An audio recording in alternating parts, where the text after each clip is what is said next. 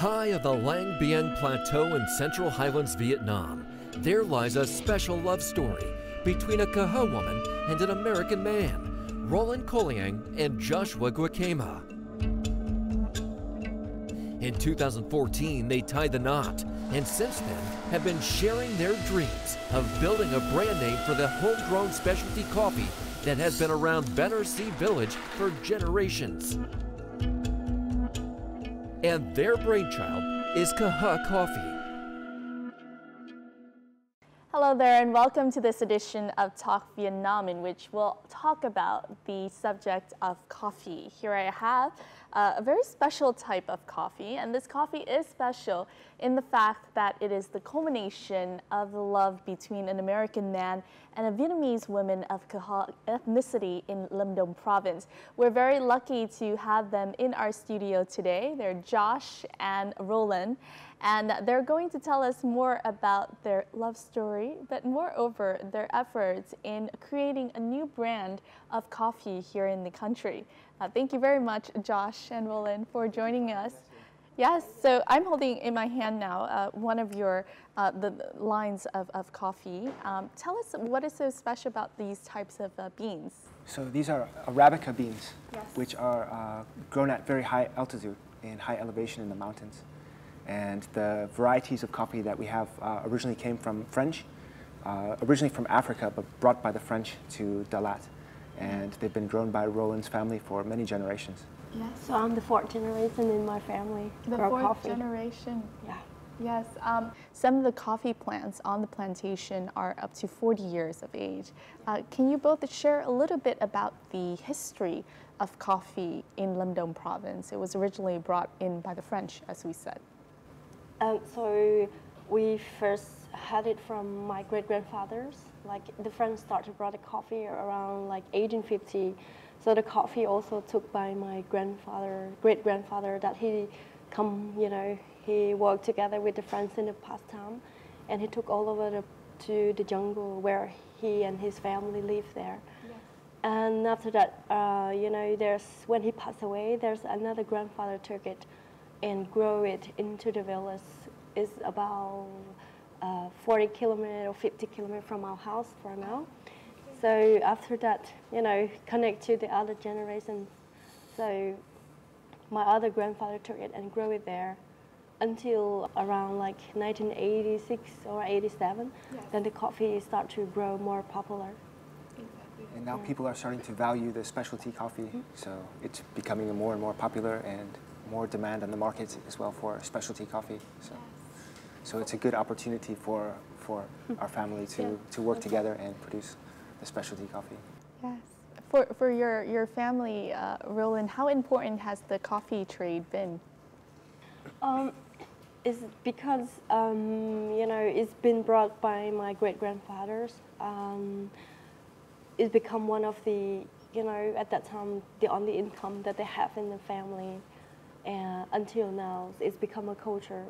What are some of the knowledge that your forefathers have passed on to you in kind of keeping up the plantation and developing the coffee? So I really have a lot of great experiment with my grandfathers, because my grandfather had taken by the knowledge by my great-grandfather, but at that moment they didn't do anything to improve it. Until my generations, I start to love it because I grew up together with it, and it's become my friend. I love to eat these very sweet little berries, and that's one of my, it become my passion after that. Would love to really want to improve it. In the 1880s, when the French colonized Dalat, they brought with them Arabica seeds from Africa. Coffee was then processed with traditional methods, removing husk with a wooden mortar and pestle, then carefully separating the skin from the bean. In the 1940s, Koliang's grandfather, Brai Koliang, snagged some of the seeds and planted them in the jungle. The trade was then passed down to Roland, who is a fourth-generation coffee farmer in Benner City Village. For you, Roland, growing up, what are some of your best memories with coffee? I mean, you said you typically, it was like your friend. My greatest memories is the time that when I first started to do my own looms that I made for my traditional clothes weaving. Because I have to practice it, so my mom is a bit very strict on this because she doesn't want me to make a mess with her loom. So I try myself by hiding away from her. So I brought my looms all the way from my house and go down to the coffee plantation, and I make a booth there. So I lay together with my loom and my coffee trays. So I mean, like, it's really interesting for me, and it's become a place where I can be very safe. Yes, it seems like these two trades, this two family trade that your family has passed down onto you has become a big part of your life, and a big inspiration for you. That's right. Yes. How about for you, Josh? When you first learned about the Kaha coffee, the coffee that was grown by the Kaha community, what did you think about it? I mean, obviously you've had experience with coffee in more Western locations. Yes, but the first time Roland took me to meet her parents, we went to the coffee field. It was in harvest season, so we spent the day harvesting coffee and carrying bags of coffee, 60, 80 kilos, climbing up the mountain with these bags of coffee, putting them on the motorbike and driving back to the home. So that was our first experience meeting their family, and it's become something that has kept us close together with the family as well. Yes. How about with the coffee itself? When you first tasted and tried the coffee and smelled the coffee that was grown there, do you remember that feeling? Yes, absolutely. I remember the first time we had an apartment together, and I had the first seeds that we harvested in that trip with her parents. And I used a pan on the stove, and I roasted on the pan. And I first taste, I thought, this is excellent coffee. What makes your story special is that this encounter between an American man and a Kaha woman, and the love that came from that, which in turn have nourished the coffee plantation that you are developing today. So if we may go back to the beginning of how you both met, if you can please share a little bit about your love story. So when I was 14 years old, I worked like a freelance tour guide, and I worked for handicraft shop, but I do work, study at school as well, and I have my little tour. So I met his boss that at that time, and his boss been talking with me for a while about to make a tour to go from Ho Chi Minh City to Dalat, and like a long tour. So I will be in charge with that tour. Yes. So he kept his promises for many years later until, my husband started to come up to make a tour. He was the tour guide that time. And that time I worked at the Culture Central, so I have a chance to perform in my traditional clothes and my cultures, and I really love it. And finally, he come up. Your turn. So the first time I met Roland, she has her traditional clothing made from the weaving from her family, and she took us to a longhouse where they had a fire, and she gave us all instruments to play, the traditional instruments of the Kaha tribe, and we played the instruments and danced around the fire and drink the rice wine from a long straw in a ceramic jar. Yeah. Yes, very romantic first meeting, if I may say. Born in 1983, Josh Kwakema is an agricultural engineer. He first came to Vietnam in 2009, fresh out of a Michigan college, to work for a Vietnamese travel agency. In 2010, as luck would have it, he met Roland Colliang while escorting a group of tourists in Dalat. Roland was then a singer and a dancer of the village art troupe. They fell in love right away.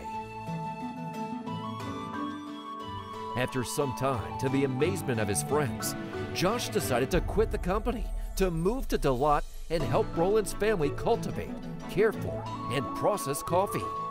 That's when Josh got his first taste of the coffee business. In 2014, they subsequently married, built a comfortable wood frame house right in the middle of the coffee farm, and had a son a year later. For you, Josh, how did your kind of encounter with Roland and the story that came after, how did that, would you say, change your life? Oh, it totally changed my life. So I decided to stay in the village and live with her family together. Our story of our coffee is really about family and the love of family and community and culture. I understand that becoming a son-in-law of the Kaha community was no easy feat. Yeah, that's right. So I had to meet all of her big uncles, and they have a lot of questions for me. Was that nerve-wracking? A little bit, yeah. And then, so in their community, the wife's family will offer buffaloes traditionally to the man's family in order to marry, and the man has to prove that he can work for the wife's family. Yes. So I had to work in the coffee field and prove that I can carry the 80-kilo bags of coffee up the mountain. So quite a challenge as well. He did a really good job. I mean, like, to prove that he's, he can become a son-in-law for this community and family.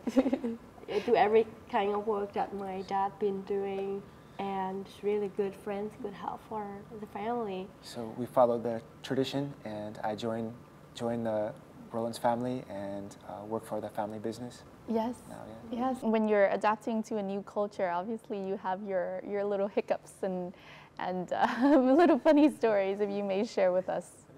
When my dad started to make a menu for coffee composting, and he want to show up that he really want to help.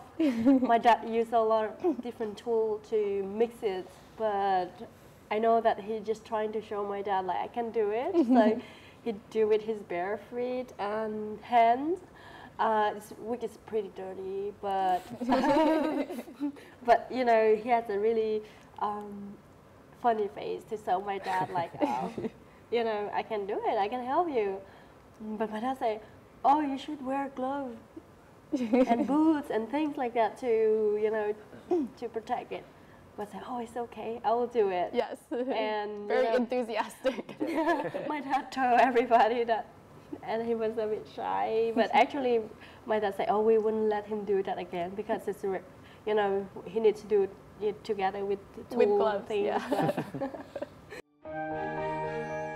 Strong love grows into marriage, and with Josh and Roland, it's no exception. However, their path to building a family was not without challenge, especially for the American son-in-law.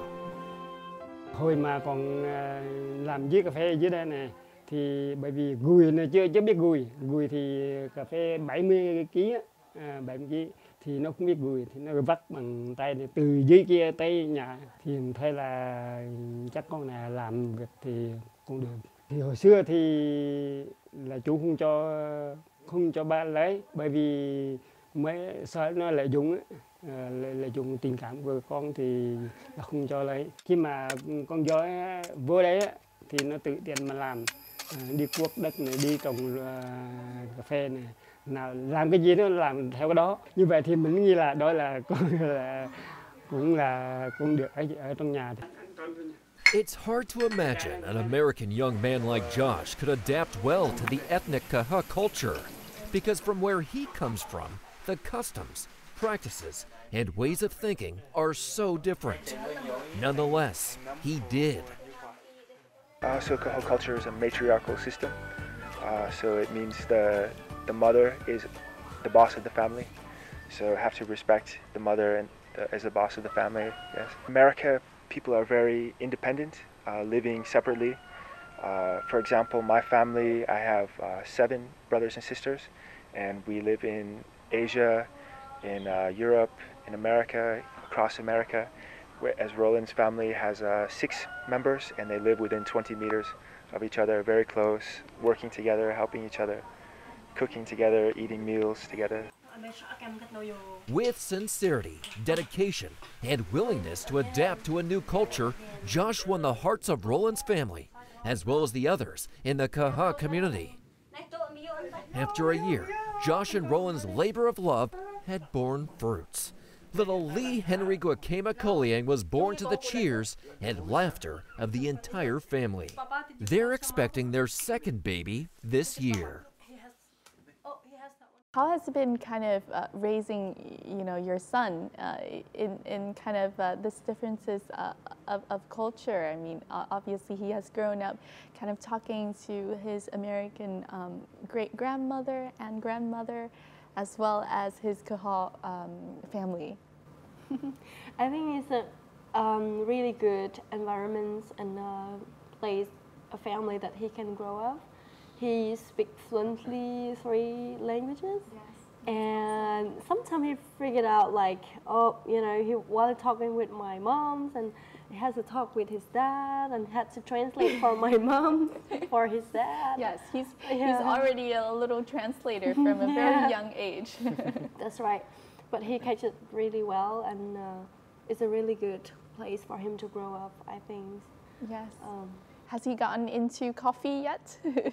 Yes. Out in the plantation, has he been a little bit of a help to the family yet? Yes, he's always on grandmother's back when she's picking coffee, and she has a basket, and our son is on her back wrapped in the weaving blanket. Oh, basket. And they sing songs together as they're picking the coffee cherries.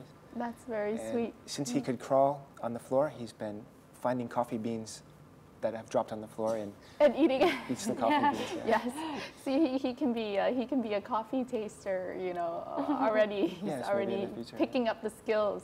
Yes. For you, Josh, your background in agriculture and engineering, how has that helped you with your process of adding to the development of coffee in the Kaha community? Yeah, so my background is in growing flowers in my family business, and we try to bring some things into the coffee field, like growing 3 levels. So we start with the ground cover, and then the coffee trees, and then the shade trees above, and we can make it more productive for the farmers as well as more sustainable. Yes. What are some of the things that the Kaha community has been able to kind of take from Josh's background and apply it perhaps to the coffee growing? I think, especially my family, we take a lot of his knowledge, like sharing his understanding about environments and agriculture. This is one of the really bigger thing that we know. And everybody start to follow, like especially like his technical in growing up, and this is really good because this is a better way to make more income behind the coffee that you have been waiting so long for a whole year. So growing at different level trees is one of the most important plans for a community, because to cover the hill and make it green again, and as well as good for tourism. It's also a lot of challenges, and using chemicals in farming. We try to phase that out and go to more organic type agriculture.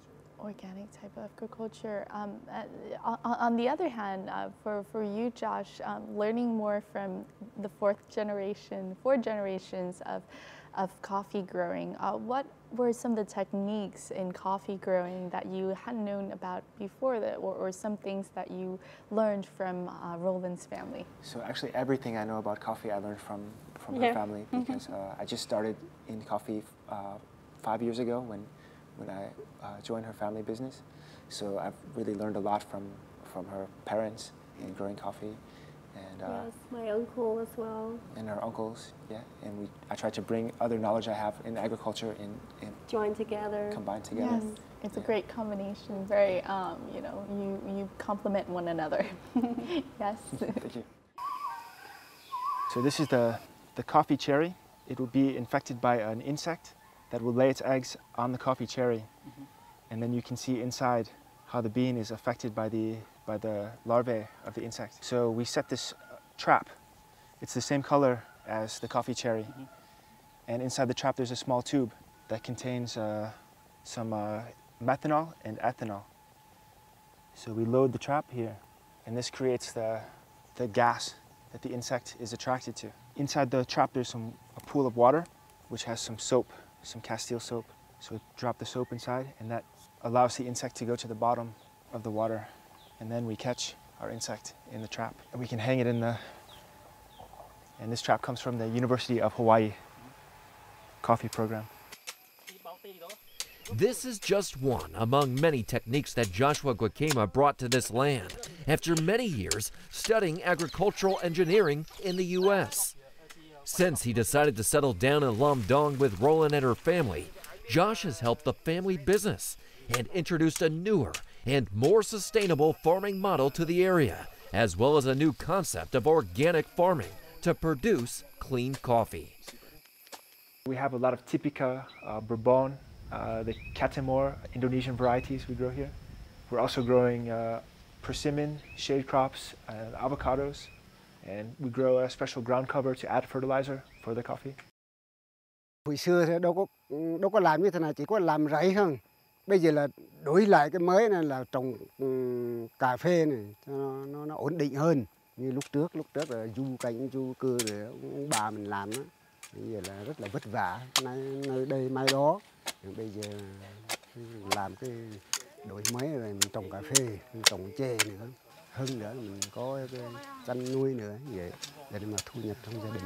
Đối với tôi mong muốn Joy và Roland ở đây chỉ dẫn cho anh em chăm sóc cà phê rồi hái như thế nào rồi bón phân như thế nào là kết hợp với nhau để mà dễ cho thôn làng nhận thấy được cái sự quan tâm. Đối với em cũng là một thế hệ trẻ của người Kaha, thì mình phải làm được một điều gì đó khác biệt để mà giúp chính cộng đồng của mình. Chính vì vậy mà cái điều đặc biệt của Kaha Coffee không phải là riêng đơn thuần chỉ là một cái công ty mà sản xuất cà phê, đó là hướng theo cộng đồng, giúp đỡ người khác. Cái phần mà lợi nhuận về sau thì cũng sẽ được chia sẻ cho người nông dân và cũng gọi là giúp đỡ họ những tư vấn kỹ thuật như thế nào theo hướng organic.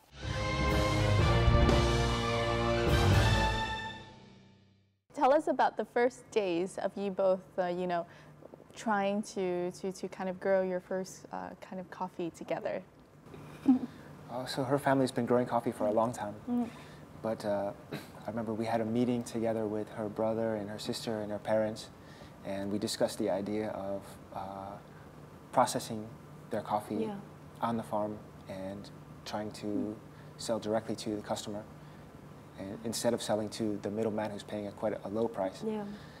From where did you have that idea, if I may ask? It was after we did our first roasting, and we drank the first coffee that we had processed on the farm. Yeah, and we see every day which happen, like the farmers been pushing down really bad in prices, and yes, they cannot because pay. they have to go through middlemen and distribution networks, and so by the time the money goes back to them, it's not much. That's right. And yeah, everything we make in our all the value from the coffee we try to keep in the community as well, as much as possible. Yeah. Reinvest for the farmers to grow and follow our technique. Investing in the farm and creating jobs for the people in the community as well. Yeah. Let's go back to those first days of trying out to process your own coffee. What happened after that family meeting?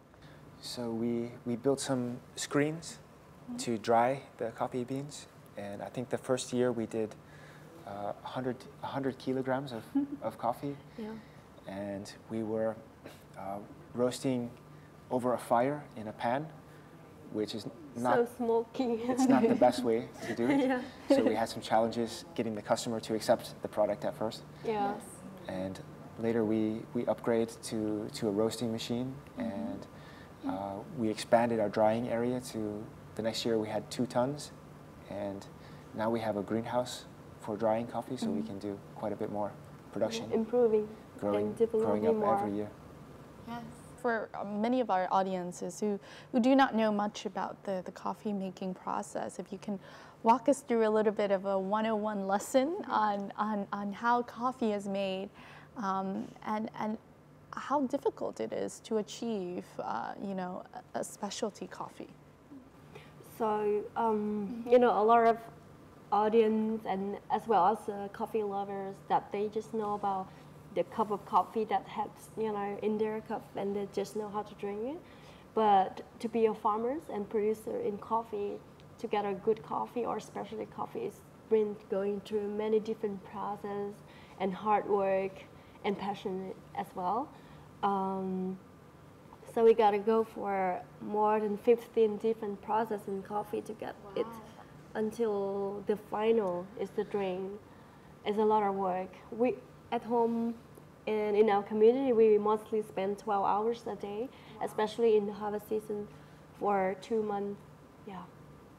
To process the coffee, have to be really careful in every process, every detail. So there's many steps, including fermentation of the coffee bean, and which creates the acid and the alcohol, which dissolves the sugar on the coffee bean, and the alcohol bonds with the carbon to make an ester, which adds flavor to the coffee bean.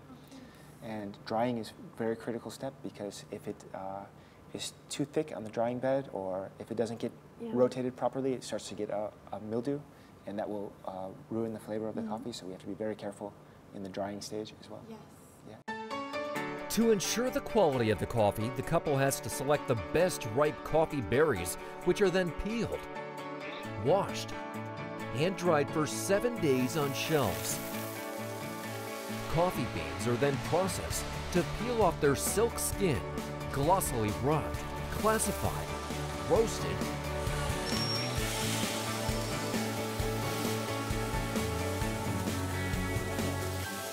and then packaged. All stages are manually done.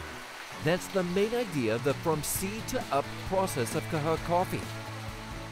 Trước khi chọn Kaha Coffee, tụi Kiều cũng đã thăm cái vườn cà phê của họ. Kiều ở vườn cà phê cả một ngày luôn. Kiều học từng quy trình một, và Kiều thấy là tất cả mọi thứ đều làm bằng tay cả, và người dân Kaha, đặc biệt là Roland và Joshua, họ làm bằng cái tâm của họ. Đó vậy là sao tụi Kiều rất là thích, và Kiều muốn ủng hộ cái Kaha Coffee này. Vì họ không sản xuất được nhiều, vì mọi thứ làm bằng tay, nhưng mà cái nào ra thì chất lượng cái đó. Many experts have praised that Kaha coffee is a specialty coffee, grown in special and ideal climates, and is distinctive because of its full cup taste and little to no defects. The unique flavors and tastes are a result of the special characteristics and composition of the soils in which they are produced. Roland and Josh today have brought, we prepared boiling water so that they can have a little demonstration of making the coffee, so that we could have a little bit of a taste. Sure, make some So, yes, please. To get it more convenient today, he bring like AeroPress, which you can travel along with it. It's very easy to make it, and you can carry along.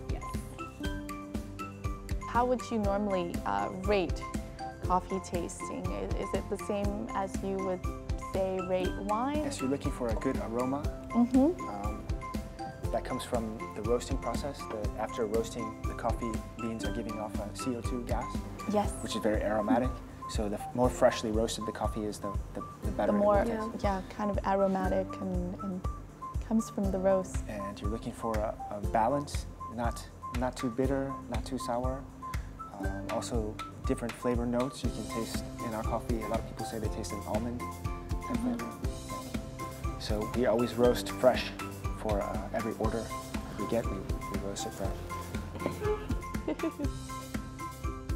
What are usually kind of the reactions of people who've had coffee, from the Kaha community? They think it's world class. It compares with this, with the best coffee in the world. Wow. How do you both normally like your coffee? I like a straight up espresso, or more American style, Americano type coffee. Or, I like more spending time to brew it.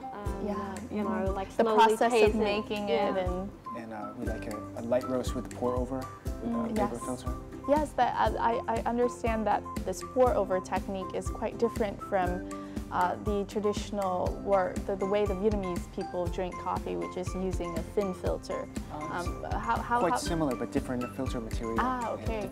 So we also learn from different countries about this technique to brew coffee. So we finally know that in which way that we love to brew our coffee, with which style. So the coffee is ready? Yes, you like to try? Please. That's a beautiful color. Very golden. Thank you. Yes. What about you? Yes, please have some. Cheers. So, you should. I always smell it first. You smell it first. Yes. It smells really nice. As I said, I've been smelling. I've been, kind of enchanted by the smell the whole time since the beginning of this show. Try first? Sure. Please, you first. Yeah, it's something I never get tired of as well working in coffee, is the great smell and the flavor tasting. Okay, my turn. So good.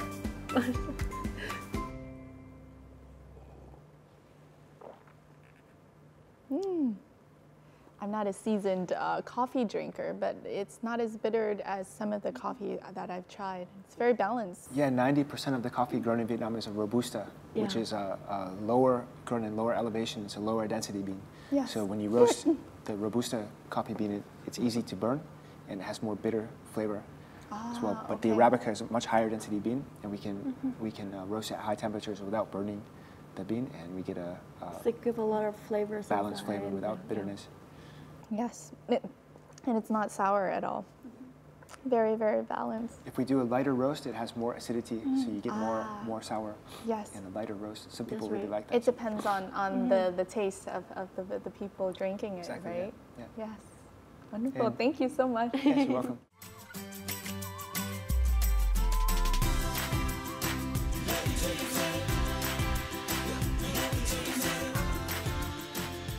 Kaha coffee has now become so famous that many visitors to Dalat want to visit the house of the couple to experience the taste of this ingenious coffee made by the locals in a garden on the hillside. Fresh, clean, aromatic. These are some impressions of customers after their first sip of Kaha coffee. Khi em nhấp ngụm cà phê thì có hai thứ chạy qua trong đầu em. Thứ nhất ấy, là em thấy được người dân làm cà phê. Cái thứ hai nữa, em thấy được các pha chế làm cà phê. Cho nên mình có thể tin tưởng rằng cà phê đây là cà phê sạch. Và cái thứ hai nữa là mình uống vào mình cảm nhận được vị nguyên chất của cà phê. Cái vị của nó thì thanh nhẹ, nó có chút gì đó là của hương trái cây, kiểu như vậy. Uống rất là dịu, nhẹ. Với lại là nhìn cái màu của nó rất là thú vị, tức là cái màu nó rất là màu cánh gián chứ không có đen đậm như cà phê bình thường.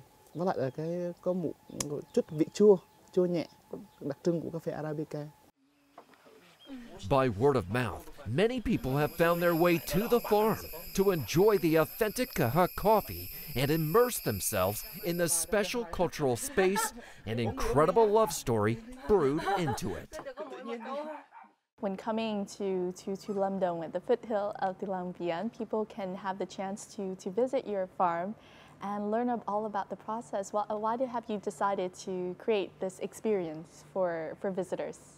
So Roland is a really talented tour guide, and people like to come and she can explain the coffee process and let the visitors taste the coffee that we grow, as well as take some home from the farm. Yeah, a good souvenir. I think for me, as a producer in coffee and as a farmer, and also as a person who loves coffee, to let the customer or people who love coffee understand about the background of coffee is really, really important to lift up the value of the coffee, especially to respect more the farmers who who grow the coffee. And I think that's not only in coffee and in everything that we consume on a daily basis. If everyone got to see how it's made, to really see the labor and the love of the people making it, then you respect it much more.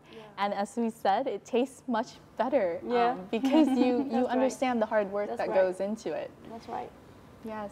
And we also have international volunteers come to our really? place to help work and help processing coffee. And you know, people bring a lot of talents from different areas to contribute to our project as well. That's a wonderful model to have.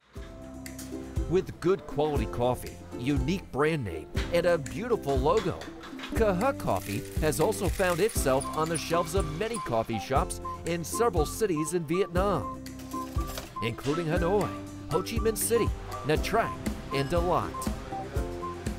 Cái thương hiệu này là một trong những cái mà mình rất là tự hào, tại vì cái chất lượng như các bạn biết rồi là cà phê organic, thu hoạch rất tốt, rang sấy vân vân, mọi thứ rất tốt.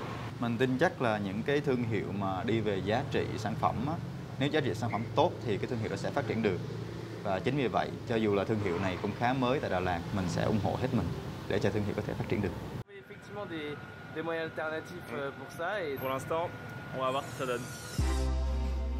International friends have welcomed Kaha Coffee as a unique flavor from Vietnam. In the long run, Josh and Roland plan to expand the model to a bigger scale, export more of their coffee to other parts of the world. The future is promising for the young couple.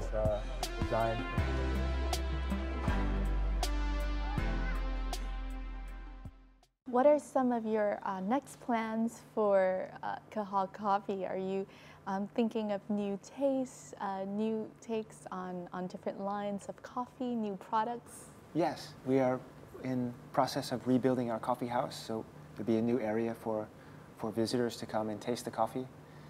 And we're also interested in doing some honey, which is very important for the ecology of pollination of the coffee trees.